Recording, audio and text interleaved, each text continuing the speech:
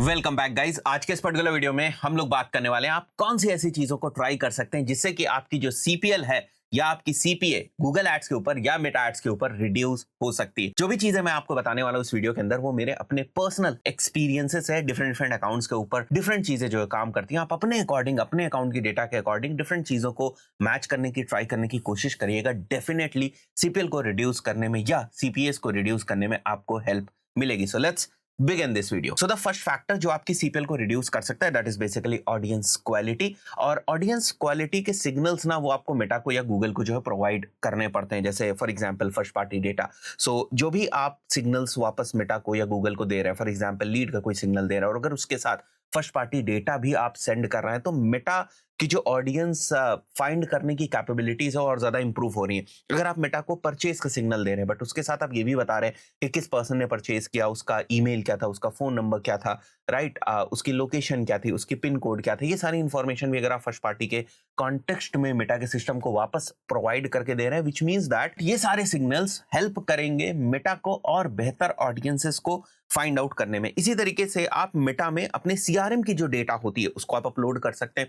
Website interactions या pixel वाली data को भी आप यूज कर सकते हैं और बेहतर ऑडियंसेस तक पहुंचने के लिए लुक अलाइक ऑडियंसेस आप क्रिएट कर सकते हैं। जिन लोगों ने एक्चुअल इवेंट किया है उनकी लुक अलाइक ऑडियंसेस को क्रिएट करके उसको टॉप ऑफ द फनल में आप यूज कर सकते हैं। सो ये सारी चीजें आपके ऑडियंस क्वालिटी को बेहतर करती हैं और फर्स्ट पार्टी डेटा सिग्नल्स को भी इंप्रूव करती हैं। अगर आप मेटा को यूज कर रहे हैं तो फिर आपको कैपी को यूज करना चाहिए। कैपी की मदद से आपको सिग्नल्स ना वापस मेटा को जो है वो सेंड करना चाहिए। ये सारी चीजें आप करेंगे तो डेफिनेटली आपकी जो सीपीएल है वो रिड्यूस होगी और उसके पीछे रीजन ही है कि आप अपनी ऑडियंस क्वालिटी को धीरे धीरे जो है बेहतर करते जा रहे हैं। इसी तरीके से गूगल एड्स के अंदर आप कस्टमर मैच लिस्ट को यूज कर सकते हैं। रीमार्केटिंग ऑडियंसेस अगर आपकी बेहतर बन रही हैं, आपकी वेबसाइट के ऊपर इनफ ट्रैफिक जो है वो आ रहा है, मान के चलते हैं आप मेटा से ट्रैफिक वेबसाइट पे बहुत ज्यादा ला रहे हैं, फिर भी आप गूगल का टैग लगाकर गूगल के अंदर उस ऑडियंस को क्रिएट कर सकते हैं और वहां पर जो है वो कन्वर्जन करने की कोशिश कर सकते हैं। इस टाइप की चीजों में आप देखेंगे कि जो सीपीएल है गूगल के ऊपर वो आपको थोड़ी सी कम जो है वो मिल सकती है। अगर आप कन्वर्जन ट्रैकिंग गूगल के अंदर कर रहे हैं तो इनहांस कन्वर्जन ट्रैकिंग को यूज करने की कोशिश करें। तो ये सारी चीजें आपकी ऑडियंस क्वालिटी को ओवरऑल इंप्रूव करेंगी और आपकी सीपीएल को डिक्रीज करेंगी। Now the second thing is creative differentiation. Meta के ऊपर आप फ्रेश क्रिएटिव्स को यूज करें। हर 2-3 वीक्स के बाद आप नए क्रिएटिव्स को यूज करें। वीडियोस को नए टेस्ट करें, यूजीसीज को टेस्ट करें, कराउजल स्टोरी टेलिंग को टेस्ट करें, डिफरेंट डिफरेंट एंगल्स को टेस्ट करें, स्टैटिक में डिफरेंट एंगल्स को लेकर आए। अगर आप हमारी ही एड्स लाइब्रेरी के अंदर जाकर देखेंगे, जो हमारा गूगल एड्स का कोर्स है उसके लिए जो हम स्टैटिक्स को यूज करें, जो वीडियोस को यूज करें, आप देखेंगे क्रिएटिव फ्रेशनेस को मेंटेन रखने के लिए हम जो नॉन परफॉर्मिंग क्रिएटिव्स हैं उनको रिप्लेस कर देते हैं नए क्रिएटिव से। सो फ्रेश क्रिएटिव्स आपको ऑलमोस्ट एवरी वीक ट्राई करने की जरूरत है। This will also reduce your CPL. Google के ऊपर आप एड कॉपी के वेरिएशंस बना सकते हैं, डिफरेंट हुक्स के बेसिस पे बना सकते हैं। बिकॉज एक हुक हो सकता है थोड़ा सा महंगा हो सकता है कि वो थोड़ी सी महंगी सीपीएल आपको ला कर दे, और जो दूसरा हुक है वो हो सकता है कि आपको थोड़ी से कम में जो सीपीएल है वो ला कर दे। डायनामिक कीवर्ड इंसर्शन को यूज कर सकते हैं। जितने ज्यादा आप वेरिएशंस यूज करते हैं उतनी प्रोबेबिलिटी बढ़ती जाती है आपको डिफरेंट डिफरेंट कॉस्ट में लीड्स के मिलने की। सो जब प्रोबेबिलिटी इस चीज की बढ़ जाएगी कि भाई बहुत सारी डिफरेंट कॉस्ट में आपको लीड्स मिल सकती है, तो उन्हीं में आपको लोअर कॉस्ट की भी लीड्स जो है वो मिलती हैं। सो ये सारी चीजें आप यूज कर सकते हैं और इनके थ्रू ही आपकी जो सीपीएल है वो डाउन होगी। सो सिंपल गूगल एड्स के पॉइंट ऑफ व्यू से जो मैथ है दैट इज, जितना अच्छा आपका रिलेवेंस स्कोर होगा यानी रिलेवेंसी होगी, उतना बेहतर आपका सीटीआर होगा, उतनी कम आपकी सीपीसी होगी और उतनी कम आपकी सीपीएल होगी। तो ये बेसिकली कोरिलेशन है, सिंपल सा फॉर्मूला है। इसको यूज करेंगे तो आपकी जो सीपीएल है वो आपकी कम ही रहेगी। Third important point landing page optimisation से रिलेटेड है। कोशिश करें कि आपका जो पेज है वो लोड करे अप्रोक्सीमेटली अंडर 3 सेकेंड्स 4 सेकेंड्स। उसके ऊपर आप ट्रस्ट एलिमेंट्स को यूज करें, टेस्टिमोनियल्स को, लोगोस को, सर्टिफिकेशंस को यूज करें। ये सारी चीजें ना आपके लैंडिंग पेज के कन्वर्जन रेट को बढ़ाएगा। तो कन्वर्जन रेट बढ़ेगा अगर लैंडिंग पेज का, तो डेफिनेटली आपकी जो सीपीएल है वो रिड्यूस होगी। फीवर फॉर्म फील्ड्स यूज करें या फिर अगर आप 4-5 फॉर्म फील्ड्स को यूज करें तो बहुत ध्यान से आपको समझना है कि आप रेलेवेंसी के अकॉर्डिंग जो है फॉर्म फील्ड्स को यूज करें। और फॉर्म फील्ड्स के जो क्वेश्चंस आप पूछ रहे हैं वो बेसिकली इस तरीके से होने चाहिए जो किसी भी चीज को फिल्टर आउट करें, इसीलिए आप क्वेश्चंस पूछते हैं। इररिलेवेंट वहां पर क्वेश्चंस नहीं होने चाहिए। क्वेश्चन भी ऐड कर दिया, रेजिस्टेंस भी आप पैदा कर रहे हैं, फ्रिक्शन भी पैदा कर रहे हैं, और वो किसी भी टाइप से आपको फिल्टरेशन करके नहीं दे रहे हैं। इसके ऊपर मैंने एक डेडिकेटेड वीडियो बनाया था किस टाइप से आप लैंडिंग पेज के ऊपर आपकी जो लीड की क्वालिटी उसको इंप्रूव करेंगे। वीडियो जरूर चेक करिएगा, बहुत सारी चीजें आपको उससे सीखने को मिलेंगी। सो रिलेवेंट क्वेश्चंस पूछेंगे आप तो जाहिर सी बात है हायर कन्वर्जन रेट होगा। और अगेन उससे जो आपकी सीपीएल है वो डिक्रीज होगी। डेडिकेटेड लैंडिंग पेजेस बनाए, अब ये प्रॉब्लम हम लोगों ने बहुत सारी ब्रांड्स के लिए देखी थी। अब हमारा एग्जांपल ले लें, मान के चलते अगर हम एसईओ की सर्विसेज भी प्रोवाइड कर रहे हैं, गूगल एड्स की भी सर्विसेज प्रोवाइड करें, और अगर हम एक ही लैंडिंग पेज बनाएं उसके ऊपर हम मेंशन कर दें एसईओ की सर्विसेज के बारे में भी और गूगल एड्स के सर्विसेज के बारे में भी, और जो गूगल एड्स से रिलेटेड हमारी एड कॉपीज है वहां से भी ट्रैफिक हम उसी लैंडिंग पेज के ऊपर लाएं, और जो एसईओ से रिलेटेड ट्रैफिक है वो भी हम वहीं पर उसी लैंडिंग पेज के ऊपर लेकर आए। चाहे गूगल एड्स के कीवर्ड्स के पॉइंट ऑफ व्यू से अगर हम बात करें, तो अगर दोनों ही टाइप के कीवर्ड से सेम ही लैंडिंग पेज के ऊपर अगर हम ट्रैफिक को लेकर आते हैं, तो वहां पर हमारा जो लैंडिंग पेज का कन्वर्जन रेट है अगेन वो कम होगा, बिकॉज वहां पर थोड़ा सा कंफ्यूजन जो रहेगा, डेडिकेटेड लैंडिंग पेज नहीं है।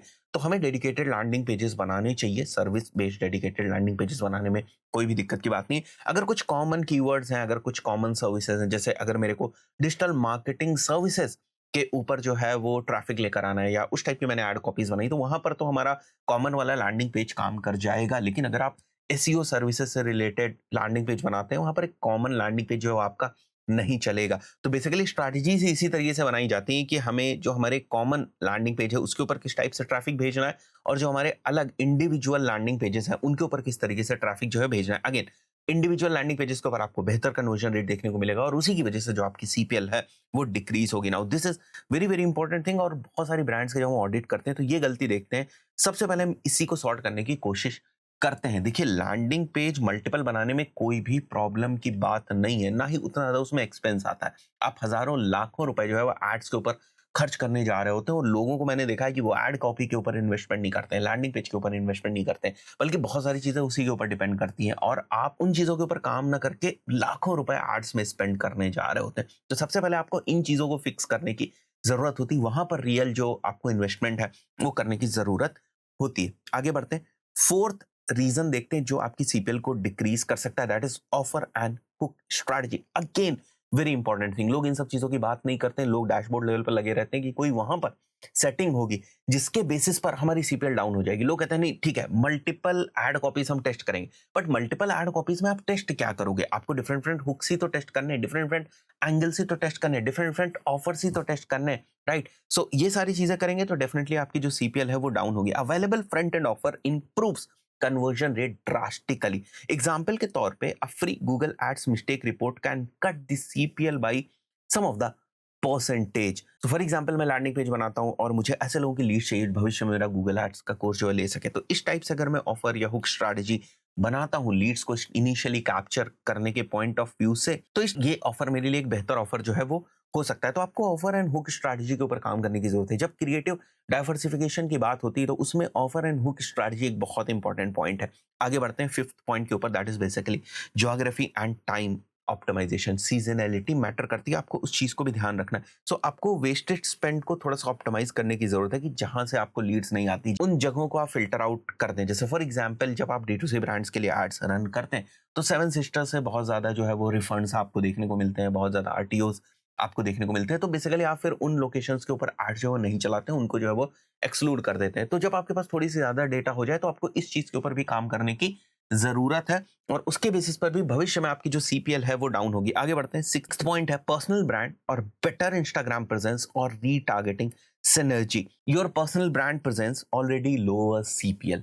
इसका सबसे अच्छा एग्जाम्पल मैं खुद है। अगर मेरे फेस से कोई एड चलता है तो उसमें मैं क्या देखता हूँ कि जो सीपीएल है वो कम आ रही है, जो कॉस्ट पर एक्विजिशन है वो कम आ रहा है। वहीं पर अगर मेरा फेस नहीं यूज हो रहा है तो फिर वहां पर जो सीपीएल है सीपीए वो ज्यादा आती है। तो ये क्यों हो रहा है? बिकॉज पर्सनल ब्रांडिंग जो है वो गेम में आ रही है, बिकॉज पीपल नो मी, मेरी एक पर्सनल ब्रांड है, इंस्टाग्राम के ऊपर फॉलोइंग है।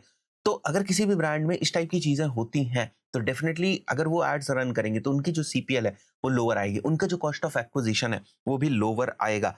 तो पैरेलली आप अगर किसी ब्रांड के ऊपर काम करें, थोड़ा बहुत उनके ऑर्गेनिक चीजों के ऊपर भी काम करना चाहिए, सो दैट उनकी एक ब्रांडिंग प्रेजेंस भी पैरेलली जो बनती रहे, जिससे कि over the period of time जो सीपीएल है वो डिक्रीज होगी। आगे बढ़ते हैं लास्ट पॉइंट के ऊपर, that is cross platform approach. It's a better targeting approach.